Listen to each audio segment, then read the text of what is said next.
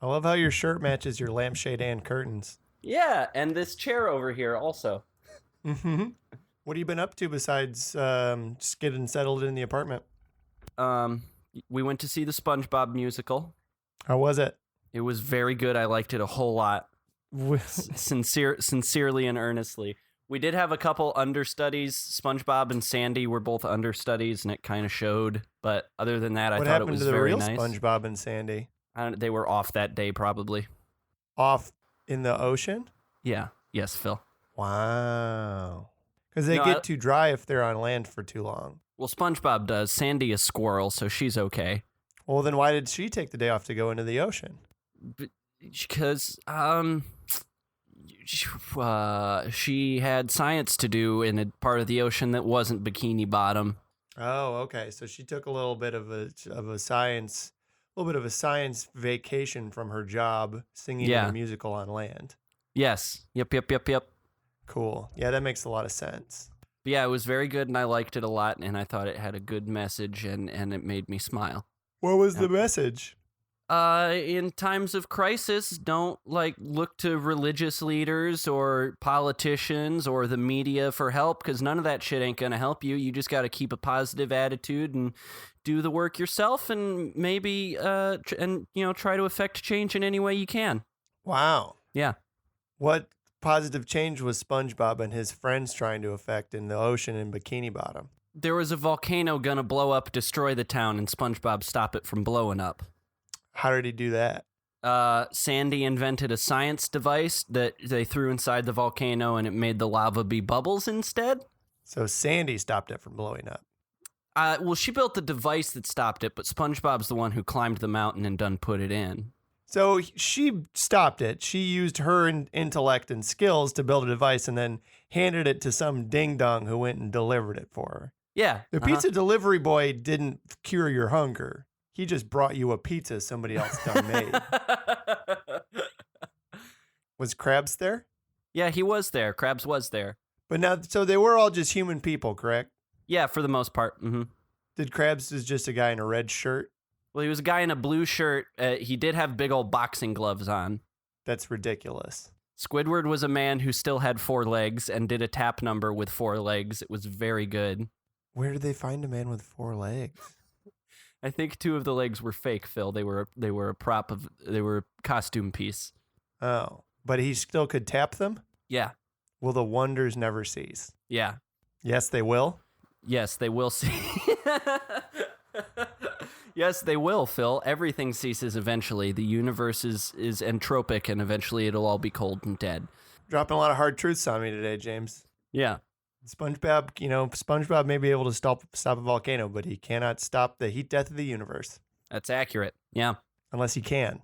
Maybe he can. I don't know. Look, if Sandy can turn lava into bubbles, who knows what she can do? I guess it's a good thing we let her have the day off today. Yeah, she needs it. James, do you want to record a podcast with me? Yeah. Do you want to just do a podcast about the SpongeBob musical, or should we do our usual one? I mean, we don't get paid to talk about musicals. We get paid to improve movies. Do we? I have not seen a single paycheck from this podcast. Well, it's canon that we do work at jobs in the film repair department. I didn't know they paid us, though. You just thought it was a volunteer gig. I mean, you do get hourly sandwiches. Is it possible that's eating up a lot of your paycheck before you even see it in the direct deposit? Oh, you know what? They did have me sign a thing that said that my sandwich fund was going to come out of my paycheck now that I think about it. Yeah. Yeah, maybe crunch those numbers, my dog. Maybe I ought to cut those sandwiches down to bi-hourly. Especially now that they're being delivered across the entire United States of America. Feel like I don't know what sort of technological means are used to propel a sandwich through a pneumatic tube, but I can't imagine that it's cheap. It's just air, Phil. Yeah, but energy is required to push air. It's not like sucking up an alien inside of a vacuum cleaner. You need energy in order to make the sandwich go. Right. Yeah, I don't know. Look, I don't pay the power bill at the movie improving department. That's Karen's job. Well, it sounds like you are out of your paycheck. That's just for the sandwich materials. They're paying the sandwich transportation fees? Yeah. That seems they unlikely agreed, to me. They agreed to do that for me when I told them I had to work from home now. Mm-hmm. They would cover the cost of the pneumatic tube construction to my apartment, and they would cover the energy costs of shipping the sandwiches. I just pay for what goes into making them sandwiches. Also, I think I pay Gavin's paycheck, but whatever. Yeah, so he's sort of a private contractor that you've hired.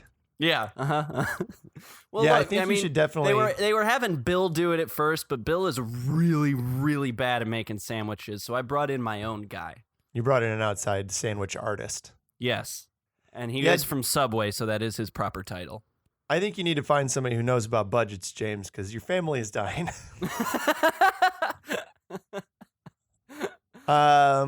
Let's make a podcast. Okie dokie.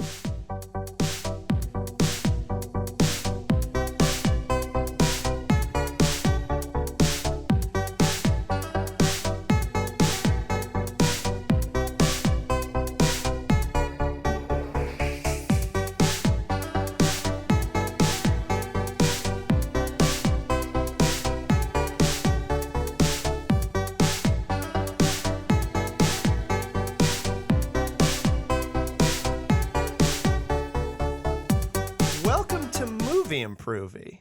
Hello. This is your world's first and foremost film repair podcast. I'm your licensed and board certified film repair technician, Phil Strassman. And I'm your executive film form, James Kettler. Every time I say that intro, I feel like I'm about to run out of air in my chest, and then I never quite do. Like it's just long enough that you don't run out of breath. Yeah, right around the film repair part of the licensed and board certified film repair, right around there, I'm like, nope, I'm not gonna have enough breath to push these words out of my body. But then, like a Geddy Lee, the breath rises up from within me and finishes the job. Geddy Lee Geddy Lee does have excellent breath control. Yeah, that's what I meant. He's known for his breath control. Yeah, he is. James. I'm sorry, excuse me. Hey, do you want to, before we tackle this movie, this fundamentally ridiculous film that I feel like is going to require much of our energies in order to dive into and do good repair work on? Yeah. Would you like to maybe first warm up, get our muscles loose, get our lung capacity improved on a couple of trailers? I would. I'm already over on the Apple trailers, Phil, and boy, they got a ripe orchard for us this week, it looks like. Well, tough titties, because I'm going to need you to navigate away from that website. Oh, my. Okay. Where am I going? Hey, James, remember the Nutcracker in the Four Realms? Yes, I do. Because the trailer's out. Okay. Is it on IMDb? I just Googled it because it was not on the Apple trailers. Yep. All right. I'm ready for it. All right. Let's see what these nuts have to crack. Let's crack the nut of this trailer wide open. James, let's get cracking on this Nutcracker trailer. I'm already like 10 seconds in, Phil. How many more of these you got? I learned absolutely nothing about that movie. Yeah, it wasn't even really clear whether or not. So there were some people doing ballet in the trailer, but then it seemed like maybe the protagonist was just watching a ballet in the trailer for the adaptation of the ballet. Yeah, it's kind of like in the Highlander 2, how the Highlander watches the musical or the opera based on the Highlander's life. Yeah, and if your film is drawing comparisons to the film Highlander 2, you're not in great shape. No, all I learned about this movie is that Disney was like, "Hey, let's just do Tim Burton's Alice in Wonderland again, but let's not have Tim do it because he's already doing other movies for us, and let's do the Nutcracker because who gives a shit about the Nutcracker?" I'm not very familiar with the Nutcracker. I've never seen the Nutcracker. Why come they added Four Realms to the title? I have no idea. Again, like, I've never seen the Nutcracker either, but I feel like the Nutcracker is one of those stories that, like, everyone knows the gist of just through cultural osmosis. Mm-hmm. Like, there's a girl, Nutcrackers, they good, rats are bad, and also there's some sugar plums involved. Yeah, I mean, I can only imagine, based on the small amount of information we got from what is essentially a teaser trailer, and my limited knowledge of the Nutcracker that I've just absorbed through cultural osmosis, that the four realms here represent the four elements, which of course are nuts, rats, gingerbread, Yep. and fire. And they're all at war. Chestnuts, they're roasting on an open fire. It's a bloodbath.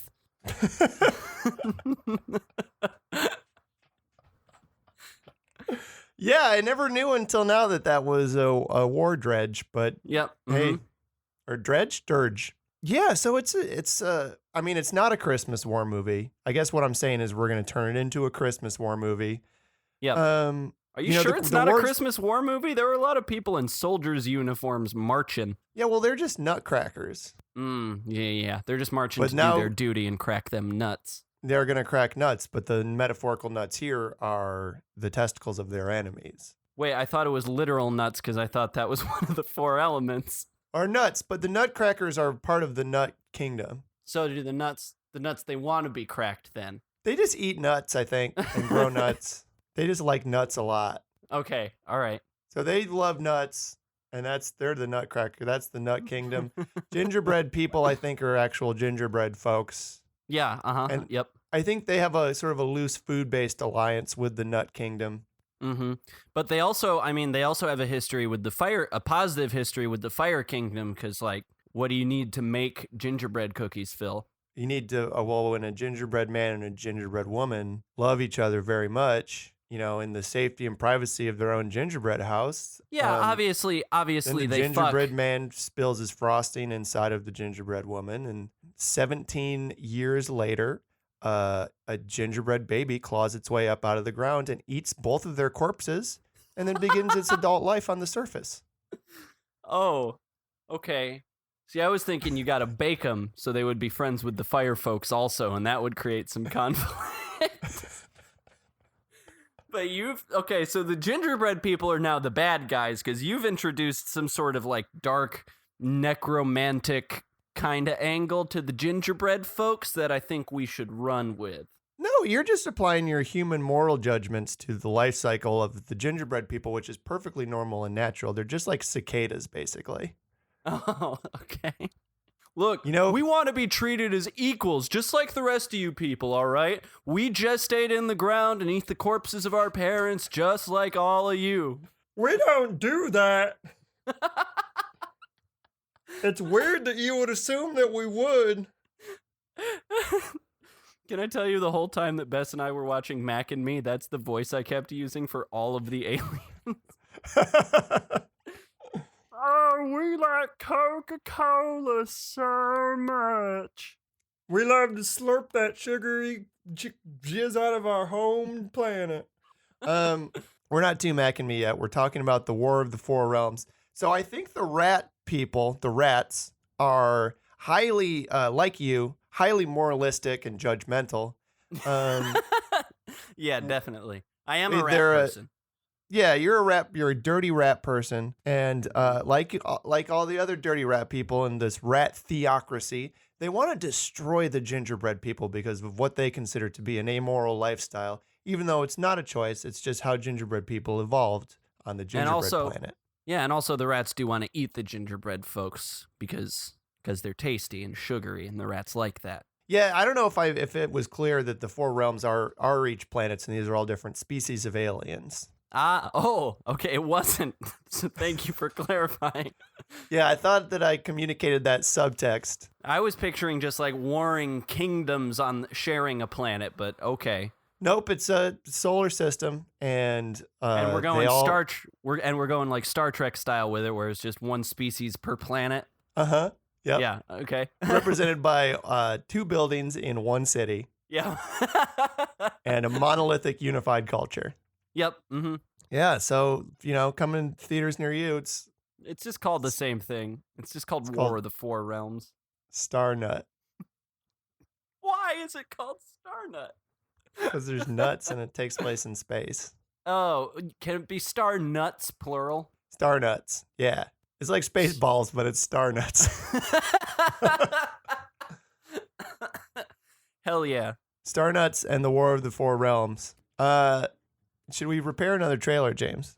Yes, let's. We'll navigate back over to the Apple trailers. You seem to have something that caught your eye on the Apple trailers page before I go over to that Nutcracker area. Quite a few, Phil. Quite a few. There's we've got something called "Along Came the Devil," which is I think they think is an expression, and it's not. It's not an expression.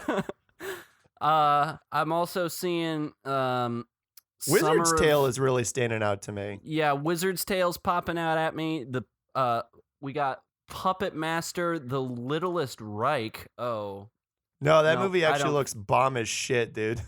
All right, what do you want to do? You want to check out Along Came the Devil? I do. Along Came a Spider is a thing. Maybe the devil is a spider in this movie. Yeah, there already was a horror movie called Along Came a Spider, though, I think. So they just had to tweak it. They had to put a little spin on it. Just had to change that one last second. Yep. Oh, shoot. Well, it's the devil. The devil. The devil done came. Devil done came to Georgia. So Along Came the Devil, James. What if instead of the devil, though, it was a spider?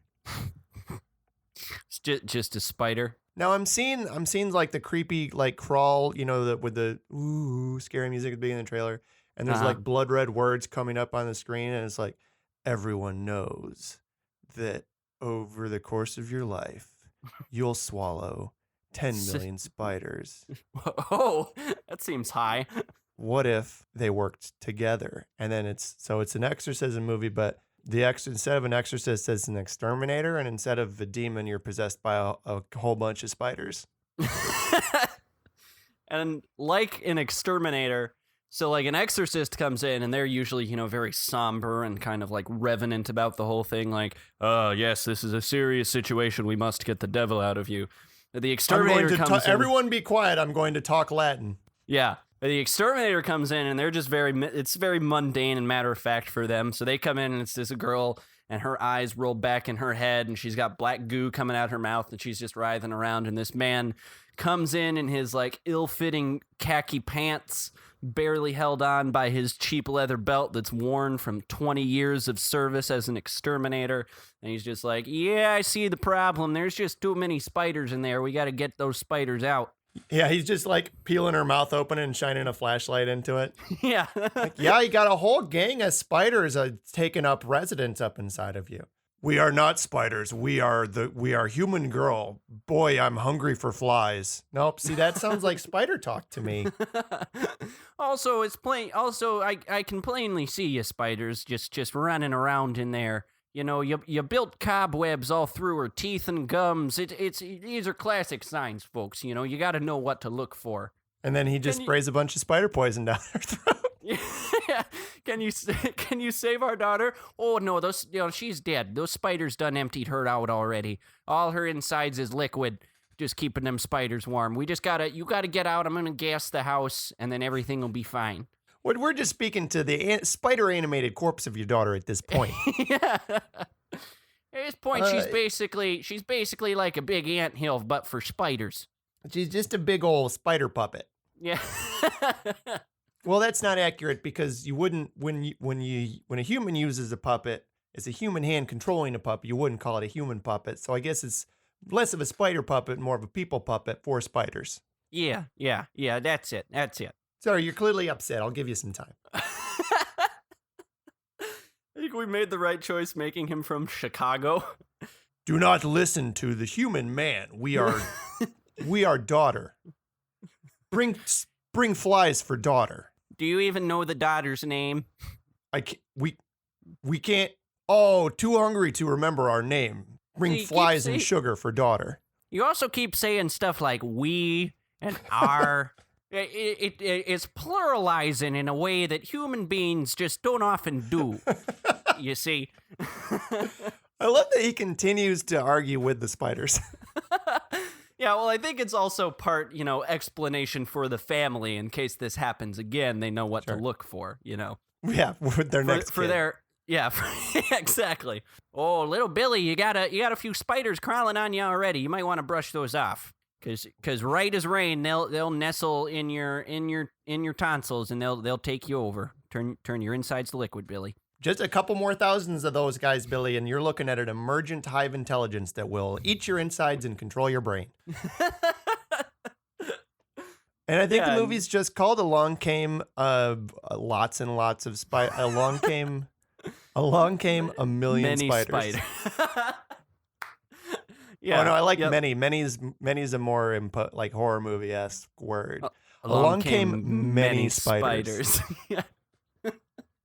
But the poster is just our good exterminator, Don. Yeah, it's just Don. It's just Don, and he's kind of wet. There's the girl there, you know, and she's all like bent out of shape, and her eyes are all rolled back, and there's just spiders streaming from her mouth, and it's just Don standing there wagging his finger at her, like, oh, he's got his his little, you know, poison gun in one hand, and he's just wagging that finger. Wagging a finger. I'm on to you, spiders. I'm not mad. I know that you're just doing what you know nature has programmed you to do in order for your own survival, but it is my job to murder all of you. Yeah, and I will. And I will do that. My name is Don, and I'm an exterminator. Oh man, the movie rules. Yeah, very good. If none of our Mac and Me ideas work out, I think that's the one we go with. It's Don. Yeah, it's an early contender. Yeah. Cool. I feel pretty good about tackling this film, James. Yeah, I'm ready for it. I'm ready to dive right into this nasty, stretchy alien of a movie. Yeah. So Phil, what movie we fixing this week? We're fixing Mac and Me. Finally. We're finally doing it in celebration of the release of the Mac and Me Blu-ray, which I did not rent to watch it for this episode. Because it was on YouTube for free. So like, yeah, I don't need to see that creepy fucking bear suit in higher definition. Oh my God, I hated it. Yeah, I will say, Phil, you know, this movie was for sure very bad. And was a ripoff of not just E.T., but like several other things too. Like the score could not have been more a ripoff of Back to the Future's score. But in spite of all that, I didn't hate it. No, I mean it is a ridiculous movie and a bad movie and an incredibly transparent feature-length commercial made by and paid for by McDonald's and Coca-Cola. Yeah. Yeah. But no, it wasn't all that bad. No, I mean, it was bonkers, but there were parts of that I enjoyed. The dance scene in particular was really something special. The choreography was really good. And then the famous Paul Rudd scene was really nice to see in context as well. Wait, I'm sorry, what? Do you not know about the Paul Rudd? Oh, that's right, the joke on Conan, right? Yeah. So James, I don't know if you have a worst first you'd like to get out of the way. I sort of have like a category of worst ideas that might take a minute to get through. If you have one you want to fire out of the gate. Oh, I do. It's real bad. Okay. Can I get the theme song because it needs it? Yeah. Inspired by like the sort of breakdance culture, the 1980s sort of like hip hop vibe that this movie channels, I think I'm going to give you like a nice old school 80s hip hop intro song. Sure. Would you like to lay down a beat for me, please, real quick?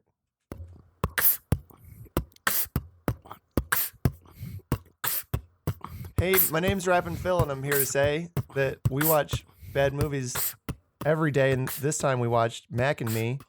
And here's a bad idea that James came up with. Give him your worst first. That was so good, Phil. There was not a single rhyme in there. I loved it.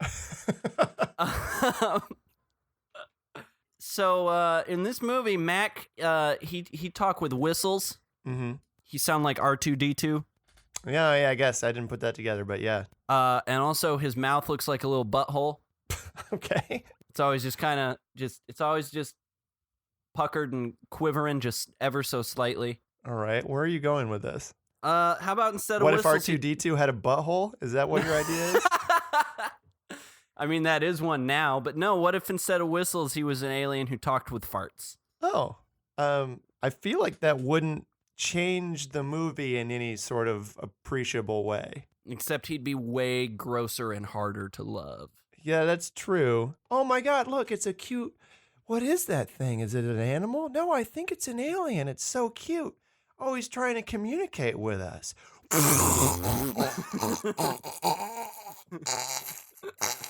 Oh, God, it stinks so fucking bad. Yeah, and the happier he is, the worse the farts stink. So just makes it really difficult to love him. Because every time the little kid gets close and he's like, "Oh, I love you, Mac. You're my best friend." And then Mac's just like, and it just smells like hot ass. And it's like, oh God. I'm going to fucking throw up. Oh, God damn it. Oh, I still love you. I need a minute. Oh. Is he farting? It's coming out of his face, but it sounds and it smells like farts. No, I think it's just that's how he communicates. That's just his species language. Why does it stink like shit?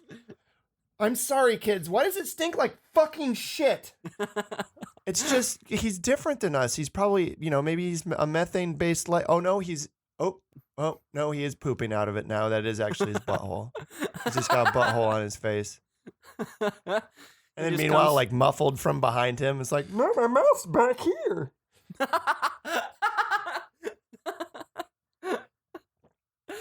But that also makes farting noises because it is still between like two butt cheeks.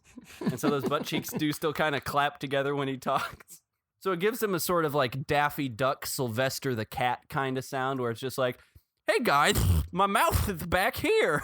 What's all this liquid you're pouring all over me? Sorry, buddy, it's kerosene. Can't have you. Can't have it. Cannot have you here. I'm going to light you on fire. Oh, yeah, that is a bad idea, James. It's very, yeah. So I've got a whole kind of category of, they're not so much ideas here as they are just movie titles. Sure. This movie is called Mac and Me because it was made by McDonald's. Right. Well, and also, Phil, he's a mysterious alien creature. Right. Yeah. Yep. Mm-hmm. Yeah. Not at all for commercial reasons, Phil. So I just wanted to explore the idea of what if other fast food chains had made their own movie. Okay. Yeah, feel free to chime in if you have your own ideas. But I got sorry, go ahead. Jack and Me, and it's the creepy puppet man from Jack in the Box. Ugh, yuck. Is he an alien or does he just like emerge from the forest? No, he's like, yeah, like you remember those more recent commercials where he was like always in a suit? Mm-hmm. Yeah, it's that guy, and he just comes out of the woods and he sees the children. Kind of a Slender Man type character. Yeah, but with a big goofy bobblehead. Yes, but despite everything about him being utterly terrifying, it does still have like the zany score that this movie has, and it is treated like a happy kids film. So when it's him kind of like fading it back into the shadows, like receding into the forest, still facing you, it's still just that like kind of music. Mm-hmm. Yeah, that sounds really gross and scary. Mm-hmm. I've got the Burger King and I. Kind of the same idea, just a very creepy humanoid figure hanging out with children. Well, yeah, but they're his children, and they also look weird and gross, and it's like a regular human, teacher whose husband dies, and so she travels to a strange new kingdom to teach the children of the king. Only it's nasty, creepy Burger King. I just got it. God damn it. It's the Burger King and I. Yeah, They just eat Whoppers and learn about how people are different. Yeah, I kind of like that. It's like the King and I, but without all the blatant racism. Yeah, no, it's just weird plastic monsters. Yeah. Who, it should be established, it's okay to discriminate against because they are just creepy and evil. Speaking of movies that were racist originally, I've also got here Gone with the Wendy's. Who? Okay, and so how is it different besides it being Wendy instead of Scarlett O'Hara? I think. Oh my God, because she has scarlet hair. Yeah, I think instead of the Civil War, it's like it's the war between the war for the it's the dollar soda wars. Of the American fast food consumer. Yeah, it's the soda wars. I've also got here just on the subject of war. I've got For Whom the Taco Bell Tolls. Yeah, that's very good. For Arby's, It's like You've Got Mail, so it's a romantic comedy, except it's You've Got Meats, And that's the Arby's one. because they've got the meats. They do have the meats. So instead of like an early email romantic comedy, it's about like or maybe it's a romance between like a butcher and the CEO of Arby's. Well, so in You've Got Mail, they were sort of opposing factions at first, right? Because Yeah, she was like a small independent bookstore owner, and Tom Hanks owned fucking Barnes and Noble or some shit like that. or worked for them or something. So I think it would maybe be between Arby's and like the CEO of Arby's and maybe the local deli owner. Yeah. And what starts out as a meat-based feud ends up being a meat-based love affair. So instead of emails, they sign up for it's like a Blue Apron pen pal service almost, where you sign up and you get a pen pal friend that sends you delicious, tasty meats through the mail. Yeah, and she starts finding little messages arranged in her piles of pastrami and prosciutto. Yeah. Just a couple more here. Popeyes Without a Face. Okay, you're gonna have to explain that one. I don't get that one. Popeyes it's predominantly located in the South, but it's a really popular fried chicken chain a la KFC. I know what Popeyes is. Yes. Yeah, so Popeyes Without a Face. Eyes Without a Face is the French movie from the 1960s about the plastic surgeon who's trying to perform a face transplant on his daughter. Oh, yeah, that was what I wasn't getting. Okay, I gotcha. I think he just replaces her whole grill with fried chickens. Fried chicken, yeah. It's just nice crispy fried chicken skin up there. Ugh. Coated with delicious spices. What else? I need more of All right. these. Just one more, but this one is my favorite. Uh-huh. Midnight on the Panda Express. Oh my God. Wait, midnight on the... Do you mean Murder on the Panda Express? No.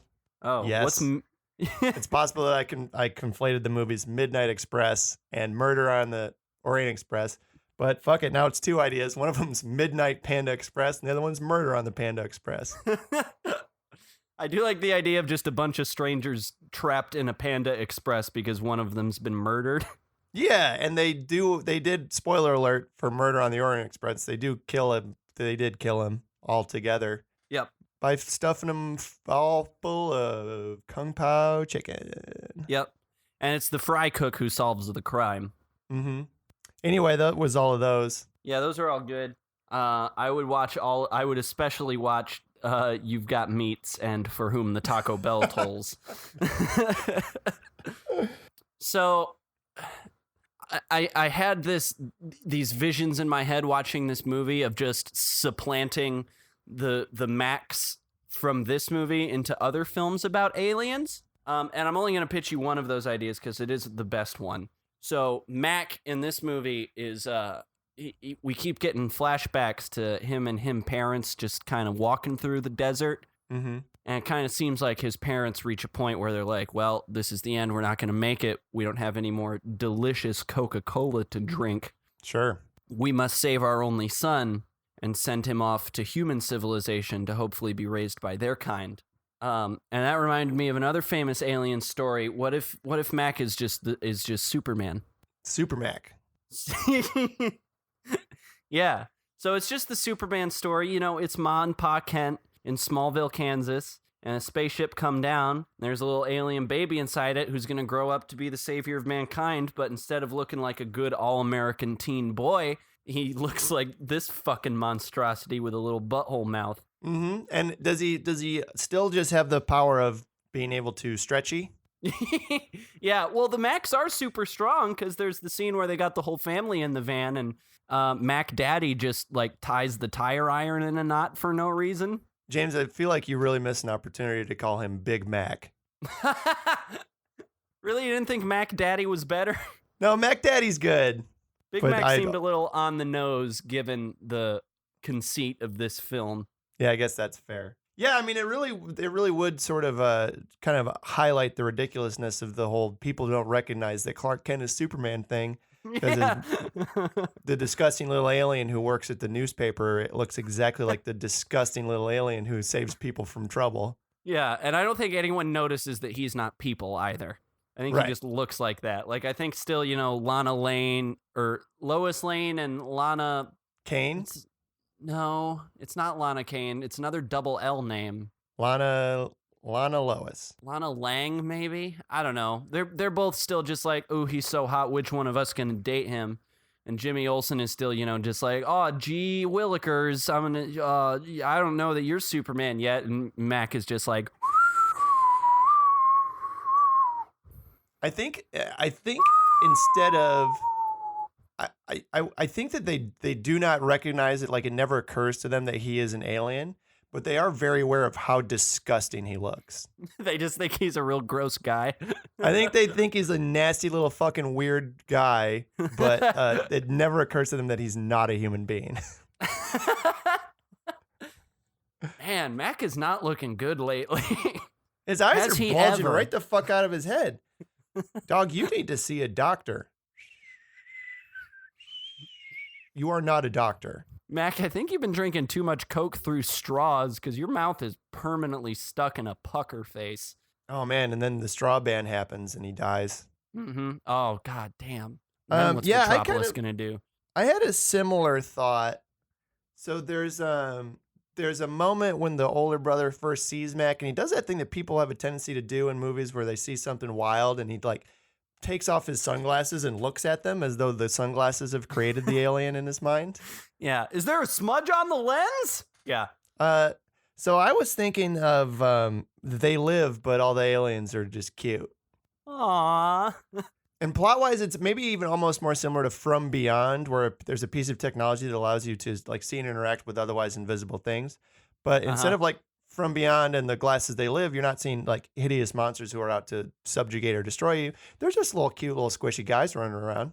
Yeah. And it is still Rowdy Roddy Piper, but this time he says, I am here to cuddle cute aliens and chew bubblegum. And I brought enough bubblegum for all my alien friends. Aw, hug pile. And he and Keith David do still have the fight in the alley where he tries to get him to put on the glasses. But at the end, Keith David's like, oh, they're all cute. And he's like, see, I told you. Yeah, and then the 10-minute fight scene is followed by a 10-minute soft smooching scene. Yeah, where they just cuddle one of these cute little guys and then they smooch. Mm-hmm. They each cuddle a little guy and then they smooch each other. Yeah, and then the little guys smooch each other, but it's platonic for them because they're just cute little beans. What else do you have, James? So none of the people in this movie act like people because everyone in this movie is a real bad actor. Mm-hmm. I don't know. I don't want to put the blame on them. Obviously, they were not working with great material, but no one in this movie acts how a people acts. Mm-hmm. And so I had the idea. The only way I can think of to describe it is like Invasion of the Body Snatchers found E.T. So it's about a bunch of aliens who are like disguised as humans who find a little like cute alien and they take it in. And I think they just try to pass it off as a pet because they understand that humans have pets, but they don't understand that this gross little semi-cute monster that they found isn't a human pet that humans would normally have. So is there sort of a like kind of a switcheroo where the people we're following at first who we believe to be the protagonists were like, this dialogue's written really badly. These people are bad actors. They're acting super weird. Yeah. And also this is like an E.T. ripoff. And then we kind of our perspective character shifts to like one of their neighbors, and it's like the neighbor girl, and she's like, that's a weird fucking alien that you found there. Like, what do you mean? This is our pet. His name is Jeffrey. Yeah, exactly. And that's when she uncovers the alien conspiracy. Yeah, I'm basically thinking like the whole family is like Zim in Invader Zim. Mm-hmm. When he's dressed up as a human, and he's just like, I am just your average normal human worm baby. And this is my squishy friend, Slurpee. Oh, I love my Slurpee. And Slurpee's just like a really big maggot. Mm-hmm. Just. Yeah, I like that. My last note here, I don't know what this was supposed to mean, but I just wrote down the creepiest teddy bear. Yeah, the teddy bear was really fucking gross. I hated it. So I have a an idea along those lines. Maybe we can flesh these out together. So they do to disguise Mac, the gross little alien puppet. They put him inside of a hollowed out teddy bear. Yeah. And then he just like walks around and moves, and everyone's like, "It's just a robot bear. There's computer chips in him." Yeah, he just got new microchips. And it kind of reminded me of that movie El Orfanto, that little fucked up, like deformed kid that they just put a burlap sack with a clown face drawn on it on him. Yeah. Yep. So my movie idea was called Secret Brother.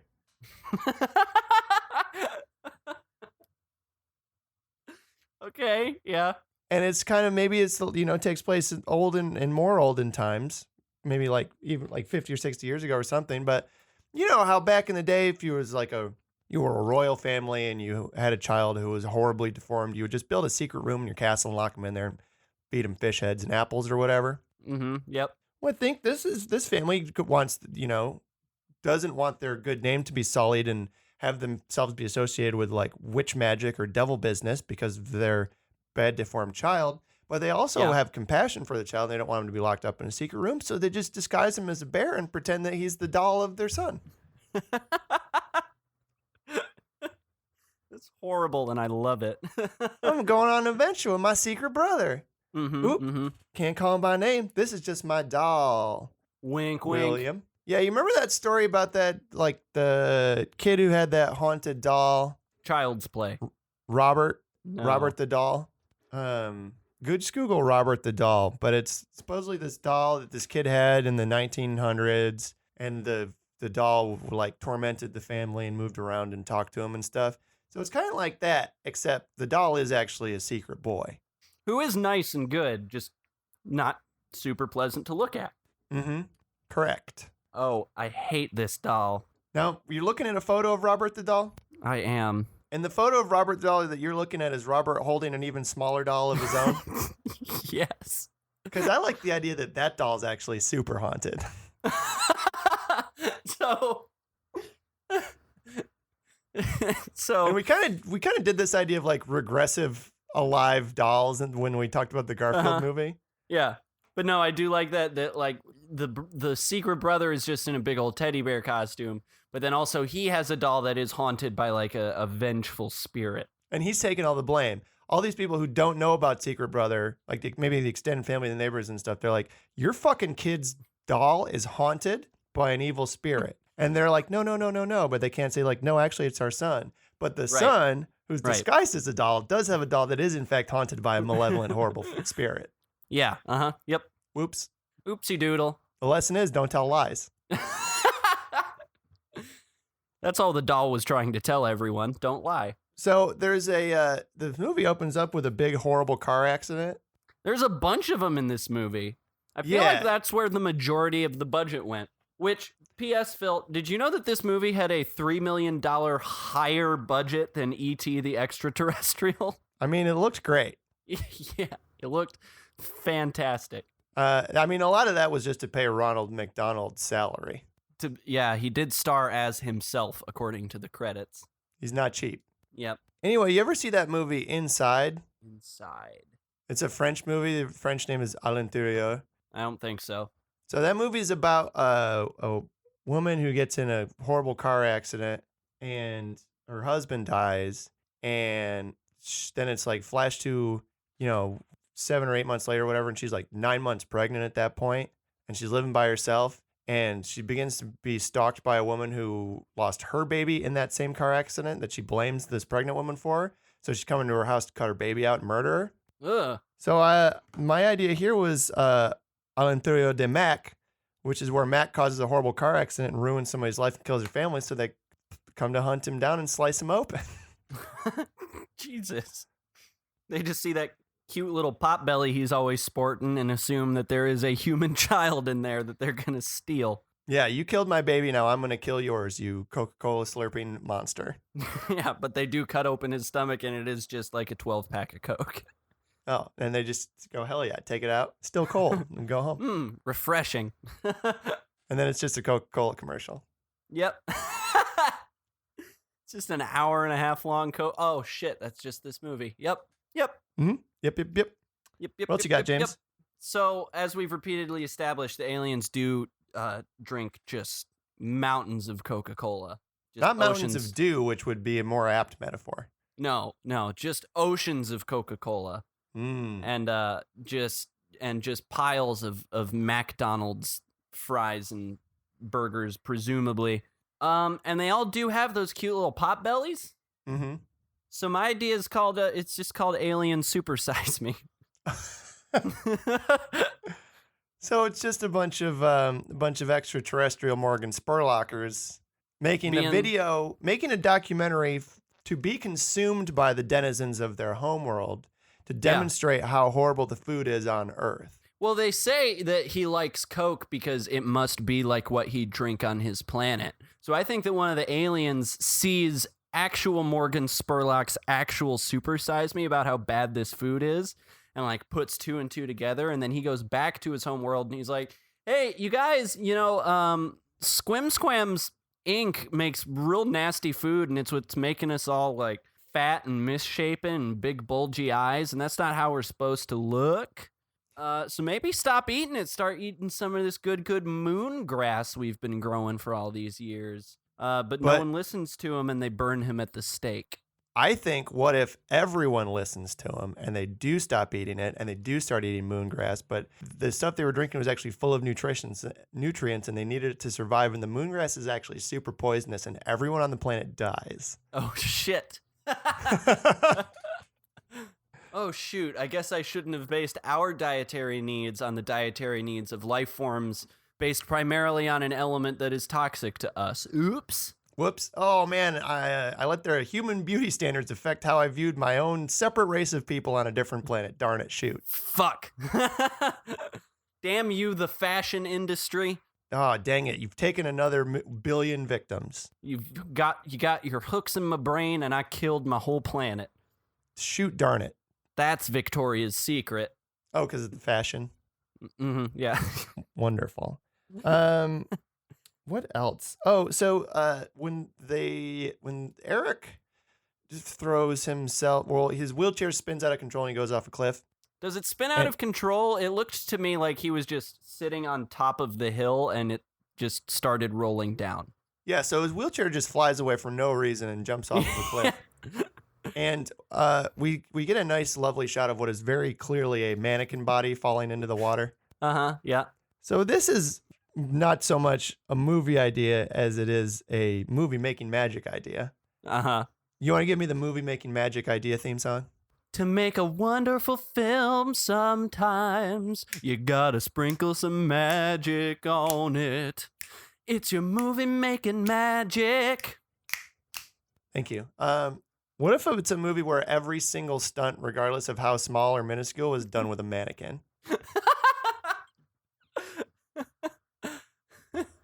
I'm talking about fight scenes. I'm talking about where like in like dance movies where you cut to a dancer body double instead of the actor. Mannequins. I'm talking about sex scenes. Mannequins. Any scene that's not the actor. Yeah, anything that's not standing still and delivering dialogue, mannequins. So for safety. One thing I know about the process of making movies is that like big name actors are so expensive that if they cannot use them for a shot, they will. One example is there's that scene in the first Iron Man movie where the journalist lady walks up to Tony Stark and is like, look at these photos of the stuff that your weapons blew up. And there's an over-the-shoulder shot of Tony, and it's just like the shot is just his hands flipping through them pics. Mm-hmm. Those are not Robert Downey hands. Jr.'s. Yeah, those are not Robert Downey Jr.'s hands. So those would just be mannequin hands, like clumsily dropping the photos. Yeah. The photos are like taped to him, but they're still kind of like falling off. You just see someone else's hand come in like from off screen and just like brush the top photo off so it looks like he's flipping through. Yep. Yeah, and then like after the big success montage, you see him high five his best friends, and that's just two mannequin hands getting smacked together and maybe a couple of their fingers break off. Every time there's like a reverse shot of two characters having conversation, whoever is being filmed from behind is a mannequin. Is a mannequin.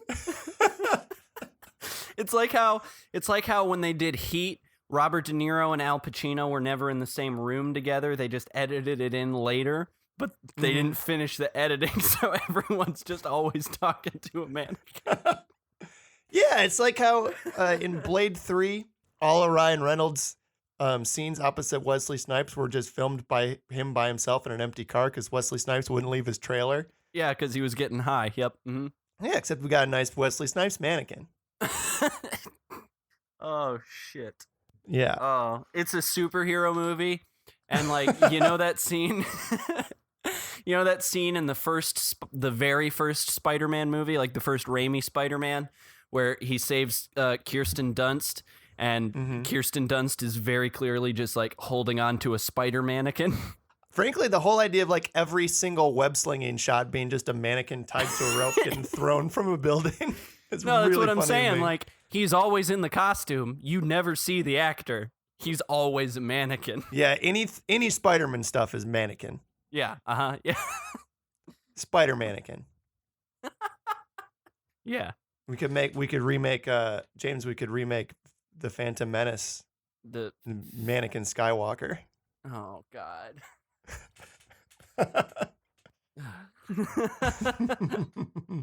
Oh man, children of mannequins. Anyway, Oh.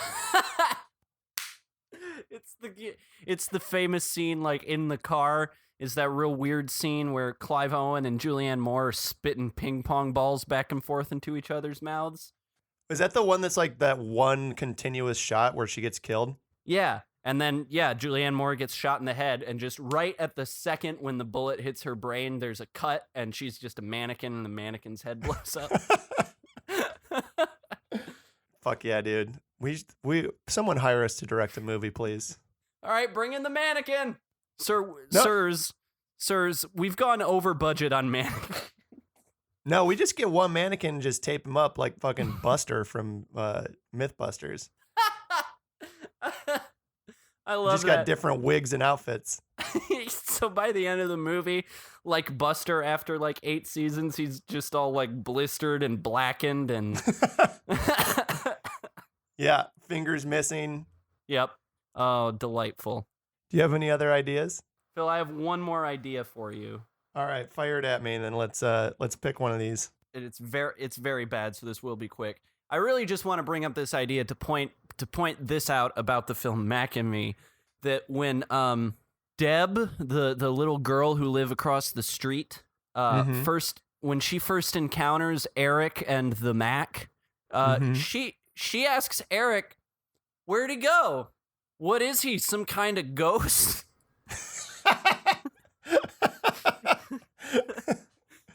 And then he says, "No, that's my brother." Anyway, my idea was Ghostbusters Go to Mars, but I really just wanted to point out that little girl has no fucking idea what a ghost looks like. Yeah, James, there aren't enough. I know that we've covered this territory extensively on this show. There are not enough haunted space movies. Agreed. Yeah. There's pretty much just Alien, and like that one's just kind of haunted in like its execution, not in its actual premise. Right. But I mean, Ghosts of Mars, Event Horizon, apparently Dracula 3000, a little bit. What's the Jason X, the one where he goes to space? Jason X. Mm-hmm. Yep. Leprechaun in space. Yep. But beyond, I would really want more sort of Earth-style supernatural spookies out in the broader space. I do feel like we did make this movie on the very first episode of this podcast. No, the very first episode was Goodspellas, Phil. No, I know, but it was one of our ideas, wasn't it? It was a haunted space situation.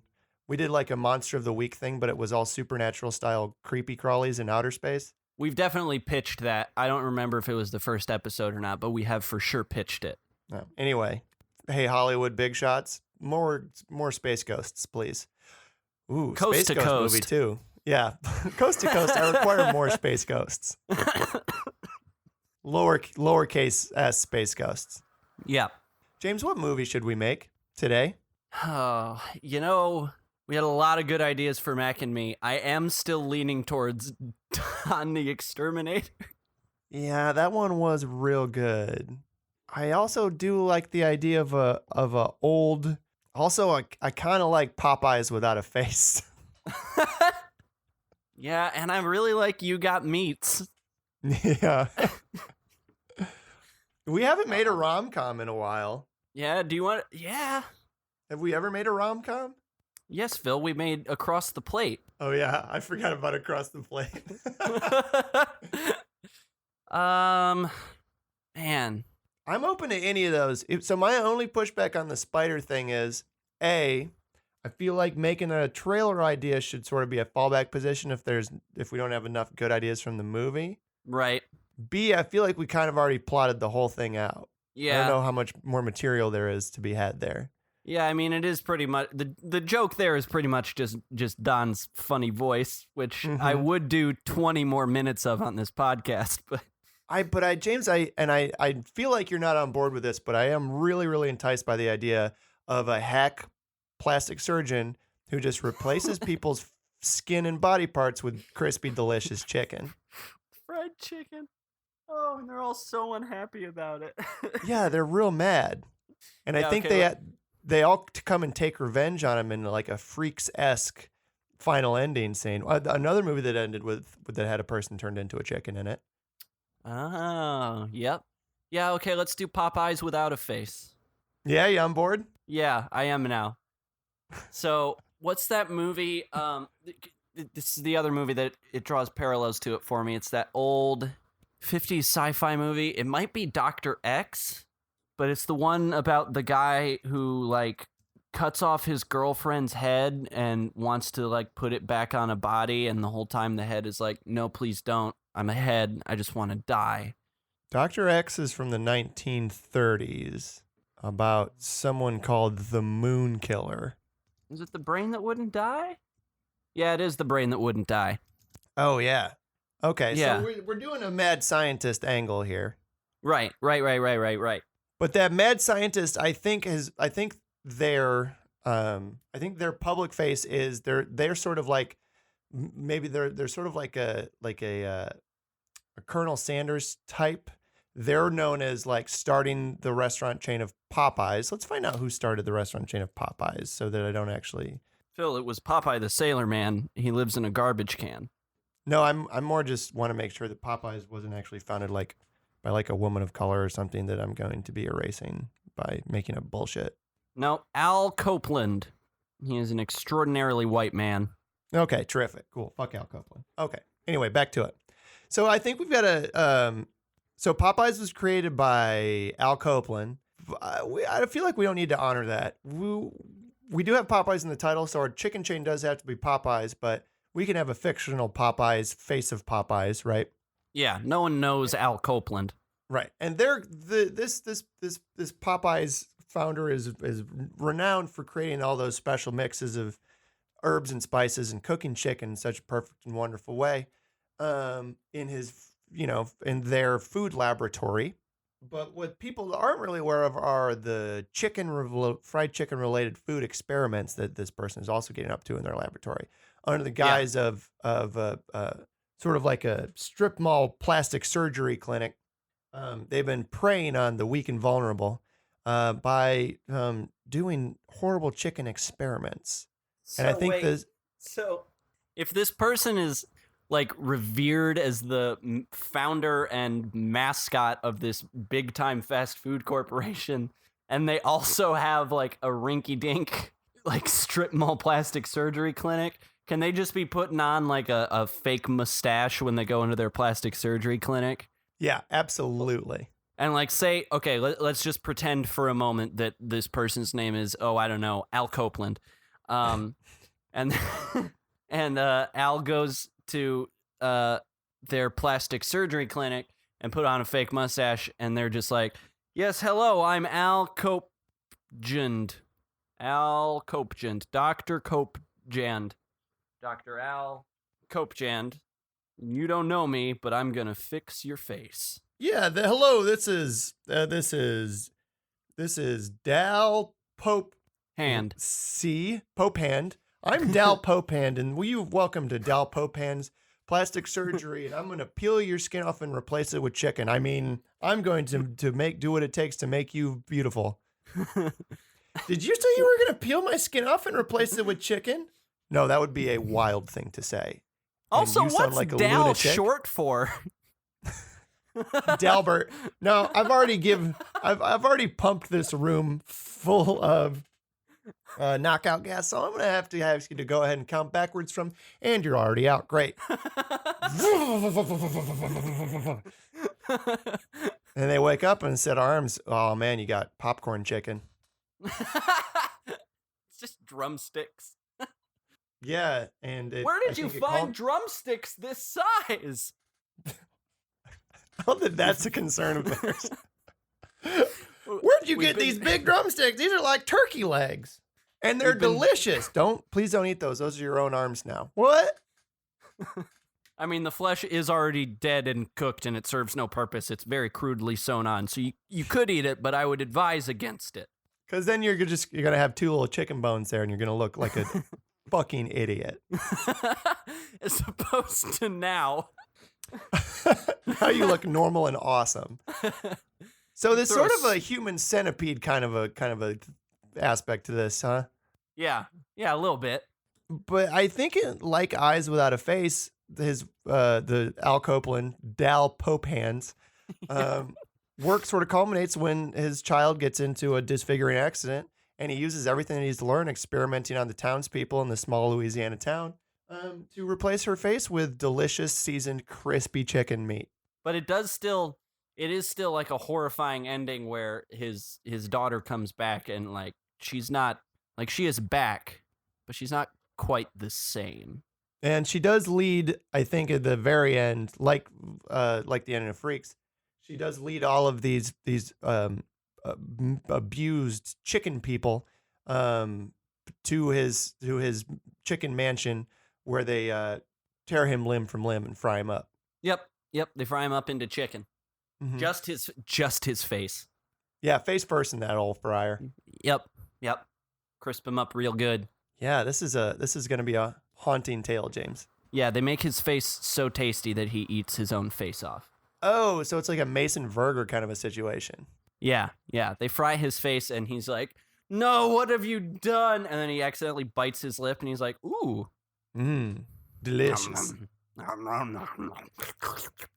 Yeah, then he eats himself. He finally answers the age-old question of, if your face was tasty fried chicken skin, would you eat yourself? And he would. Yep, Dal Popehands, he sure would. I think also when you see like we see like the group of chicken people ominously approaching his mansion, we also cut to just maybe a few yards behind them, just a whole bunch of dogs. Yep. We were just following in case, one of their faces falls off onto the ground and the dogs can snatch it up. They're not going to attack them. They're domesticated dogs. But if they do drop some of their own bodies, then it's going to get eaten. Dogs will eat them. Yep. Oh man, is this one too dark even for us, James? This feels a pretty gruesome picture. Okay. No. When have we ever shied away from gore or violence or chicken skin? Yeah, I guess not. I mean, as a vegan, I do feel like this movie has an excellent message, which is deep down, we're all just meat, Yeah. And we're all delicious? Probably. Shall we cast this terrible movie? Yeah, so who we got to cast? We have Dal Popehands. We've got we've got him daughter, and then I guess just a few patients that he's disfigured horribly. Yeah, and then maybe also like a detective who's trying to piece together the clues of all these people who have been turned into chicken. Yeah, and then the last thing Dal does before he is caught and fried is he does cut off the detective's face and replace it with fried chicken skin. Well, he'd have to do. That's what he did to his daughter. We need something else to do to the detective. He cuts out the detective's brain and just puts a whole rotisserie chicken in there. Fuck yes. And it's like that scene from Hannibal where the detective is alive long enough to eat a little bit of his own chicken brain. Yeah. Uh-huh. Yep. It's so juicy. All right, so let's cast Dal Popehands first. From the movie Isle of Dogs, we've got a Jeff Goldblum. Fuck yes. Oh my God, that's beautiful. Yeah, it's really good. Going back to his Seth Brundle roots. Yeah. Very good. Mad Scientist Jeff Goldblum is one of the choicest and tastiest Jeff Goldblums. Yes. Well, you see, what I'm planning on doing here is, I'm going to take your face and pull it off, and I'm going to replace it with, it's that, that tastiest of meat skins, the chicken skin, you see. You're going to what now? No, shush. Just okay, playing him child from the movie Venom. We've got a Jenny Slate. Oh my God. That's so good. Yeah, it's really good. It's really good, and I like it. I mean, and she does do the Marcel the Shell with shoes on voice the whole film. Yeah, she's going to do the Marcel the Shell with shoes on voice the whole time. Dad, why did you sew this chicken skin to my face? It's too crispy.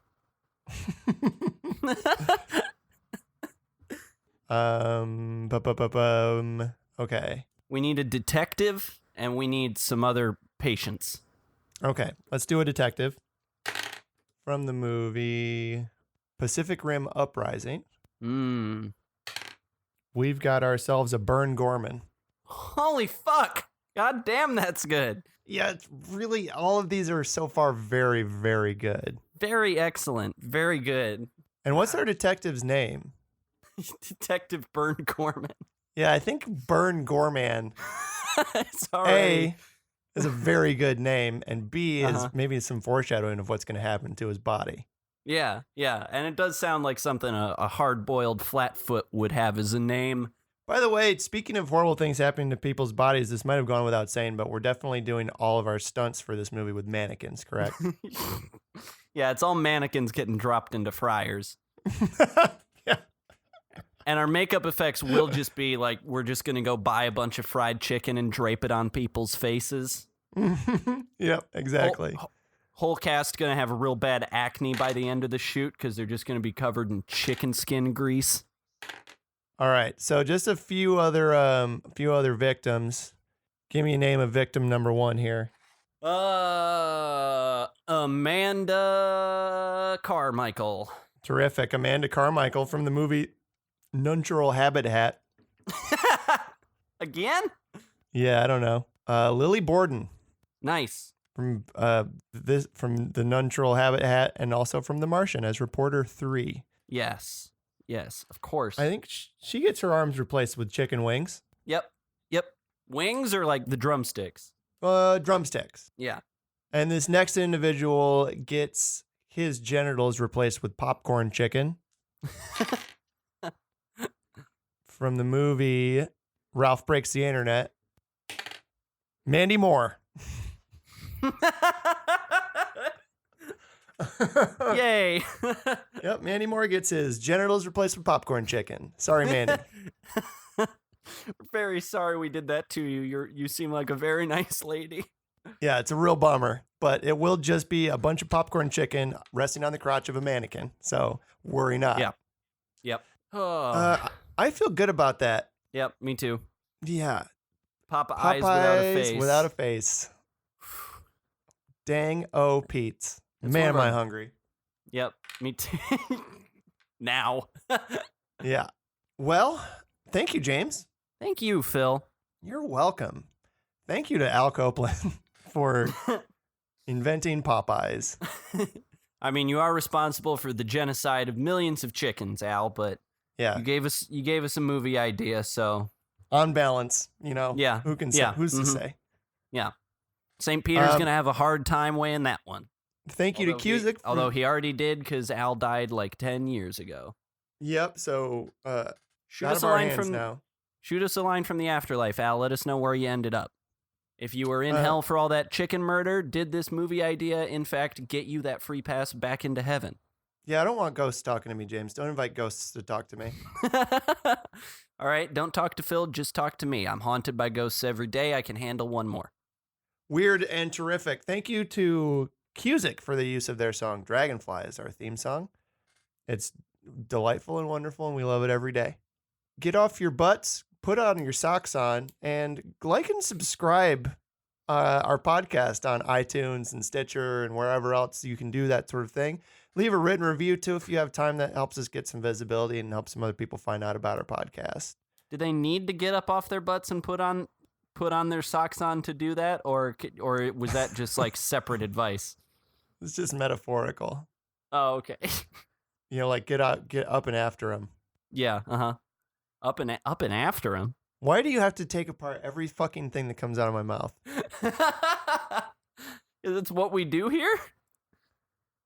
What else? Follow me on Twitter at Phil Strussman. Follow James on Twitter, Doc Professor Man. Follow the show Movie Improvie on Twitter at Movie Improvie, where I retweet tweets that look like movie ideas to me.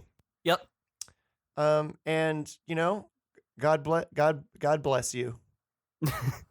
Hey, Mac and me, I guess, you know, I could use this advice too from time to time, but especially Mac. Your mouth looks like a butthole, man. Just come on. Step it up. That's how he was born, James. You can't blame him for having butthole mouth.